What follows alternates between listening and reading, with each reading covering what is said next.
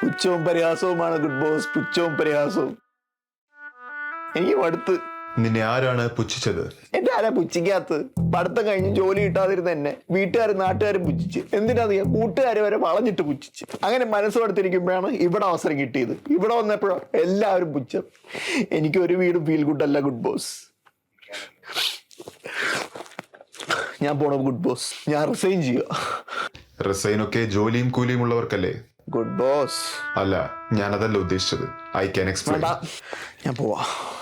വന്ന് ഇപ്പൊ ഗുഡ് ബോസും. നീ കളിച്ച 101 ഗെയിംസും പടക്കം പോലെ പൊട്ടിയെങ്കിലും കൺസ്ട്രക്ഷൻ ഒരു കുടക്കീഴിൽ എന്ന ഗെയിമിൽ നീ കലക്കി. അതിൽ നിനക്കൊരു ഭാവിയുണ്ട്. ഞാൻ ബിടെക് സിവിലാ. എന്നാൽ നീ നേരെ എൻട്രിയിലേക്ക് വിട്ടോ.